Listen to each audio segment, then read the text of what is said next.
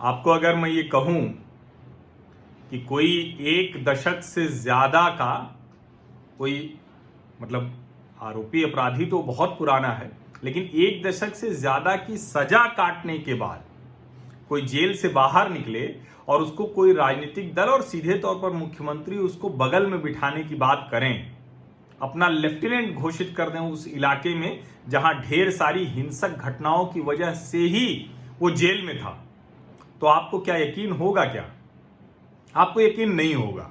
आपको लगेगा कि ये कैसे संभव है, और कोई भी राजनीतिक दल कोई भी तरीका तो निकालेंगे। लेकिन पश्चिम बंगाल में हिंसक खूनी रास्ता अपनाने वालों को राजनीति में एकदम हाथों हाथ लिया जाता है। ये काम वामपंथी सरकार भी करती रही, और बाद में जब जो अतिवादी वामपंथी थे, जो माओइस्ट थे, जो नक्सली थे, उन्होंने जब सरकार के खिलाफ ही करना शुरू किया, अपनी हिस्सेदारी नहीं मिलने लगी, तो फिर उनके बीच में संघर्ष शुरू हुआ। और 70 के दशक में जिस अतिवादी हिंसक खूनी रास्ते से वामपंथियों ने सत्ता हासिल की थी, उसी रास्ते से थोड़ा और बढ़िया तृणमूल की छांव में ममता बनर्जी ने सत्ता हासिल की। सारे माओवादी नक्सली जो अल्ट्रा लेफ्टिस्ट थे, वो सब तृणमूल कांग्रेस का हिस्सा हो गए, और इसीलिए वामपंथी सरकार तो चली गई, लेकिन हिंसक खूनी संघर्ष बंद नहीं हुआ। और इसका एक उदाहरण मैं बताता हूं। अभी छत्रधर महतो जो जेल से छूटा है 1 फरवरी को, 10 वर्ष की सजा काट के छूटा है। वो भी 10 वर्ष क्या, उसकी तो आजीवन कारावास थी। लेकिन ममता बनर्जी ने अपने राजनीतिक प्रभाव का दुरुपयोग करते हुए, मुख्यमंत्री की सत्ता का दुरुपयोग करते हुए, ये कलकत्ता के राजनीतिक गलियारे में सामान्य चर्चा है कि उच्च न्यायालय में सरकार ने केस ही इस तरह से प्रस्तुत किया कि जिसको लोअर कोर्ट से उम्र कैद मिली थी, उसको पॉलिटिकल प्रिजनर बना दिया। छत्रधर महतो और उसके 8 साथियों को पॉलिटिकल प्रिजनर बना दिया, राजनीतिक बंदी, और 10 वर्ष के सश्रम कारावास की सजा भर मिली। और इसीलिए जब वो 1 फरवरी को छूट के आता है, 2 फरवरी को अपने इलाके लालगढ़ जाता है, तो तृणमूल कांग्रेस के कार्यकर्ता उत्साहित हो जाते हैं, जबरदस्त भव्य स्वागत होता है। और वो 1 फरवरी छूटने का दिन और 23 जुलाई का दिन वो औपचारिक तौर पर तृणमूल कांग्रेस में फिर से शामिल हो जाता है। अभी छत्रधर महतो है कौन, इसको जरा ठीक से समझिए। ये कितना, और 2021 के विधानसभा चुनाव कितने हिंसक हो सकते हैं, इसका बस अनुमान लगाइए। ये कौन है? ये जंगल महल के इलाके में, जो पूरा जंगल महल है, जिसमें कई जिले आते हैं, कई लोकसभा सीटें आती हैं, 4-5 लोकसभा सीटें हैं, 10-12 विधानसभा सीटें हैं, कई जिले हैं, इन सब में जो आते हैं, यहां पर माओवादी संगठन का मुखिया था ये। इसका भाई शशधर महतो, वो तो पूरे इलाके में माओवादी, जो कहें कि अब इसको आंदोलन, पता नहीं कैसे लोग कहते हैं, इतने हिंसक गतिविधि को आंदोलन कहते हैं, ये भी आतंकवादी ही हैं। इनको पूरे इलाके में उस कहें कि वहां की जनता, वहां के लोग, कहने को तो ये जनता के हित की बात करते थे, ठीक उसी तरह से जैसे वामपंथी पार्टियां सरोकार की बात करती हैं, दुनिया में वामपंथी करते हैं, पहले जनता की बात करते हैं, फिर सत्ता तक पहुंचते हैं, फिर सत्ता और जनता को ऐसे मिला देते हैं और उसके ऊपर कम्युनिस्ट पार्टी बैठा देते हैं। जैसे 4 जून 1989 को थियानमेन चौक, बीजिंग, वहां पे टैंक जनता को रौंद दिया, हत्याएं कर दी, और उसके बाद सीसीपी सबके ऊपर बैठ गई, लोकतंत्र खत्म हो गया, अभिव्यक्ति खत्म हो गई, जनता भी खत्म हो गई। वही यहां भी होता है। लेकिन चूंकि भारत का लोकतंत्र बहुत मजबूत है, इसलिए 70 के दशक में उस कोशिश को एक राज्य में करने की, जो कहें कि असफल कोशिश कहेंगे, वो असफल कोशिश बहुत आगे नहीं बढ़ पाई। और जब वो आगे नहीं बढ़ पाई, इन्होंने एक सत्ता का दूसरा रास्ता अपनाया, जिसमें सीपीआई, सीपीआईएम, फॉरवर्ड ब्लॉक, ऐसे जो समूह थे वामपंथी। तो ये जो सीपीआई, माओवादी जैसे संगठन थे, ये इन्हीं के खिलाफ खड़े हो गए। हालांकि खड़े होने के बाद भी बहुत लंबे समय तक ये सत्ता परिवर्तन में कामयाबी इनको नहीं मिल पाई। लेकिन तृणमूल कांग्रेस की ममता बनर्जी ने जब समझ लिया, जब वो हार गई कि अब बिना हिंसक रास्ता अपनाए वामपंथियों से सत्ता नहीं छीनी जा सकती है, तो इन अतिवादी माओवादियों से, अतिवादी वामपंथियों से हाथ मिला लिया। किससे हाथ मिलाया है? छत्रधर महतो, इसके बारे में जानिए।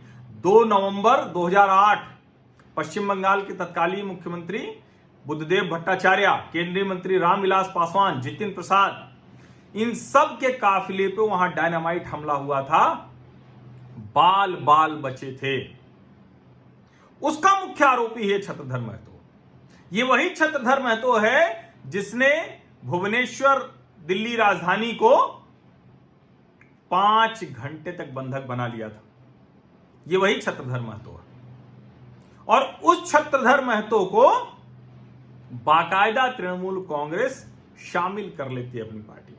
क्यों? क्योंकि जंगल महल में आदिवासी अब जो वामपंथी अतिवाद तृणमूल कांग्रेस के भ्रम उस सब से हटकर मुख्य धारा में आ रहे हैं। राष्ट्रीय स्वयंसेवक संघ का जो सामाजिक कार्य है उससे वो परिचित हो रहे हैं।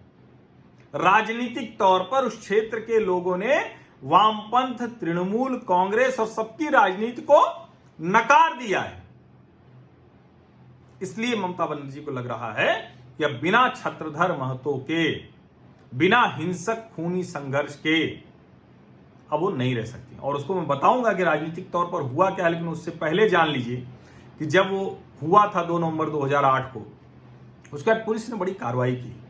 वामपंथी सरकार ने, बुद्धदेव की सरकार ने बहुत कार्रवाई की और ज्योति बसु बहुत सी चीजें कर ले जाते थे। ज्योति बसु बहुत सी चीजें कर ले जाते थे, लेकिन बुद्धदेव भट्टाचार्य, चूंकि समय भी बीत गया था, शायद वो अपने उस हिंसक कैडर से संपर्क दूर होता चला गया था। इसीलिए नंदीग्राम, सिंगूर, ये सब जो बाद में हुआ और जिसके बाद ये स्थिति हुई कि वामपंथ की सत्ता चली गई, तो वो सब की शुरुआत हो गई थी। और लालगढ़ भी कहा जाता है कि आखिरी की ताबूत में आखिरी कील जैसा था ये। और 2008-9 में बंगाल पुलिस ने खूब जमकर जंगल महल इलाके में कार्रवाई की। होनी भी चाहिए थी इतने बड़े हमले के बाद, इतने खतरनाक उनके मंसूबों को ध्वस्त करने के लिए। और उसके बाद यही छत्रधर महतो और इसका भाई शशधर महतो, जो सबसे बड़ा माओवादी था उस इलाके का, उन लोगों ने मिलकर पुलिस संत्रास विरोधी जनसाधारण कमेटी ये बना ली और इस संगठन के जरिए सीपीआई माओवादी के फ्रंटल ऑर्गेनाइजेशन के तौर पर काम किया, जो अक्सर करते हैं। सारे वामपंथी संगठन दुनिया भर की गतिविधियों में, हिंसक गतिविधियों में, अराजक आतंकवादी गतिविधियों में लिप्त रहते हैं। और जो उनका चेहरा होता है बड़ा सरोकारी सा होता है, बड़ा एकदम अलग सा होता है, सामाजिक, सरोकारी, जनता का काम करने वाला, ये सब होता है। और इसीलिए जब ये संगठन था, बाद में इसके ऊपर बड़ी कार्रवाई हुई और ये कितना मतलब कहें कि जबरदस्त उस इलाके में इसका प्रभाव रहा होगा। आप सोचिए कि उस इलाके में एक बाकायदा इलाका जंगल महल में बना लिया था इन लोगों ने, जहां पुलिस घुस नहीं पाती थी। और वो शशधर महतो की अगुवाई में वो पूरा का पूरा आंदोलन हुआ था। अब ये जो छत्रधर महतो है, इसके ऊपर 39 से ज्यादा आपराधिक मामले हैं। यूएपीए भी इसके ऊपर लगा हुआ है। और 2008 से 11 में कितना आतंक इन दोनों भाइयों ने मिलकर किया होगा जंगल महल के इलाके में, झारग्राम, पुरुलिया, मिदनापुर, बांकुरा, कि पूरे 9 राज्यों में जो नागरिकों को, आदिवासियों को, उनको जो मारा माओवादियों ने, वो संख्या थी 869 2009-10 में। और सिर्फ जंगल महल इलाके में इन लोगों ने 314 आदिवासियों, सामान्य नागरिकों, सीपीएम के कैडर, उन सबको मार दिया। कितने दुर्दांत, कितने खूनी लोग हैं ये। लेकिन उसके बावजूद वोट के लिए, क्योंकि इनको भी पता है शशधर महतो का जब एनकाउंटर कर दिया पुलिस ने, एनकाउंटर में वो मारा गया, तो उसके बाद मई 2011 में, ये मई 2011 ही है ना, मैं एक बार इसको देखूं, हाँ मई 2011 में, मार्च 2011 में एनकाउंटर हुआ था। मई 2011 में शशधर महतो चुनाव लड़ा, छत्रधर महतो, शशधर महतो का तो एनकाउंटर हो गया था और 20,000 वोट मिले उसको, तृणमूल जीत गई थी। उस वक्त से ही छत्रधर को ये समझ में आ गया और जब वो जेल गया, वो जेल में रहते हुए चुनाव लड़ा था, और उसके बाद जब लोअर कोर्ट ने उसको उम्र कैद की सजा सुनाई थी, उसके बाद अलग अलग मामले चल रहे थे। कोलकाता जो उच्च न्यायालय है उसमें पश्चिम बंगाल की सरकार ने, ममता बनर्जी की सरकार ने मामला कमजोर कर दिया, इसको राजनीतिक बंदी बना दिया, और राजनीतिक बंदी होने की वजह से जो उम्र कैद की सजा थी वो घट गई और 10 वर्ष के कठोर कारावास में बदल गई। और इसको छुड़ाने के लिए कितना ममता बनर्जी खुद निजी तौर पर रुचि लेती रही होंगी कि कहा जाता है कि उन्होंने एक झारखंड में भी इसके ऊपर एक मामला था पुलिस टीम पर हमला करने का, उस मामले में जमानत न मिलती और जमानत मिल जाए इसके लिए चुनाव होने का इंतजार किया गया, और जब चुनाव हो गए, सरकार बदल गई, हेमंत सोरेन की सरकार आई, तो लोग कहते हैं कि ममता बनर्जी ने निजी रुचि लेते हुए झारखंड सरकार को प्रस्ताव भेजा और अंत में इसको वहां से जमानत मिल गई और अब छत्रधर महतो बाहर है। इसलिए इस छत्रधर महतो के अभी तृणमूल कांग्रेस में शामिल होने को ठीक से समझिए। अभी कुछ ही समय हुआ था ना, देवेंद्र नाथ रॉय जो पश्चिम बंगाल में भाजपा के विधायक तृणमूल के थे पहले, उनको सरे बाजार फांसी पर लटका दिया गया था। अब वो जबरी थ्योरी बनाई जा रही कि वो आत्महत्या कर ली, लेकिन ऐसा कुछ है नहीं। और इसलिए मैं कह रहा हूं कि 2021 का विधानसभा चुनाव केंद्र सरकार को बहुत चुनौतीपूर्ण होगा, चुनाव आयोग के लिए बहुत चुनौतीपूर्ण होगा, जो वहां के लोग हैं उनके लिए बहुत चुनौतीपूर्ण होने जा रहा है, बहुत हिंसक होने जा रहा है। क्योंकि जो 2019 का लोकसभा चुनाव था उसमें भारतीय जनता पार्टी ने कमाल की सफलता हासिल की और उस सफलता के डर से ही 40.64% ये मत मिले थे और तृणमूल को 43.69 यानी सिर्फ 3% का फासला। इस अंतर से ममता बनर्जी इस कदर घबराई हैं कि अब वो ऐसे माओवादियों को खुलेआम ले रही हैं। पहले भी थे, उनकी पार्टी में ढेर सारे से ऐसे अपराधी, ऐसे लोग सब हैं, लेकिन खुलेआम ले रही हैं क्योंकि पूरे जंगल महल में भारतीय जनता पार्टी बहुत तेजी से बढ़त बनाने में कामयाब रही है। आदिवासी बहुल जंगल महल का जो क्षेत्र है, वहां राष्ट्रीय स्वयंसेवक संघ का जो काम है वो आदिवासियों में भरोसा पैदा कर रहा है। और वो भरोसा कितना जबरदस्त है, जरा आप सुनिए, आपको समझ में आएगा कि कैसे वामपंथियों को उन्हीं के हथियार से तृणमूल ने परास्त किया। और उसके बाद संघ ने जब अपने काम से, भारतीय जनता पार्टी ने अपनी राजनीति से वहां दखल बनाई, तो अब फिर से उस बढ़ी हुई दखल को कम करने के लिए माओवादियों को खुली छूट देने की तैयारी ममता बनर्जी कर चुकी हैं। सबसे पहले बात कर लेते हैं झारग्राम लोकसभा की। 1977 से 2014 तक सीपीएम ही जीतती थी यहां। 2014 में तृणमूल ने जीत हासिल की और 19 में भाजपा ने सबको चौंका दिया। भाजपा के हेबराम अब यहां से सांसद हैं। मिदनापुर की बात कर लें, 1980 से 2014 तक 2000 सीपीआई जीतती रही। यही वो सीट है जहां से इंद्रजीत गुप्ता 89 से 99 तक 5 बार सांसद रहे और 2014 में तृणमूल ने यह सीट वामपंथियों से छीनी। 2019 में भाजपा के जो भी प्रदेश अध्यक्ष हैं दिलीप घोष, वो सांसद बन गए। पुरुलिया की सीट, पुरुलिया वो हथियार गिराने वाले मामले में बड़ा याद रहता, तो पुरुलिया की सीट 1977 से 2014 तक फॉरवर्ड ब्लॉक का सांसद बनता रहा, वही जो समूह है वामपंथियों का। और यहां भी 2014 के चुनाव में तृणमूल ने जीत हासिल कर ली थी। 19 में वही खेल हुआ, भारतीय जनता पार्टी के ज्योतिर्मय महतो जीत गए, सांसद बन गए। बांकुरा सीट, यहां भी सीपीएम के वासुदेव आचार्य 1980 से 2014 तक लगातार सांसद रहे, लेकिन 14 में तृणमूल जीती, 19 में भाजपा ने उसके नीचे से कारपेट खींच ली। विष्णुपुर सुरक्षित सीट, यह भी यही कहानी है। 1971 से 2014 तक सीपीएम का सांसद चुना जाता रहा और 2014 में तृणमूल के टिकट पर सौमित्र खान सांसद बने। अब वही सौमित्र खान दोबारा 2019 में भी जीते हैं, लेकिन 2019 में टिकट उन्होंने ले लिया था भारतीय जनता पार्टी का।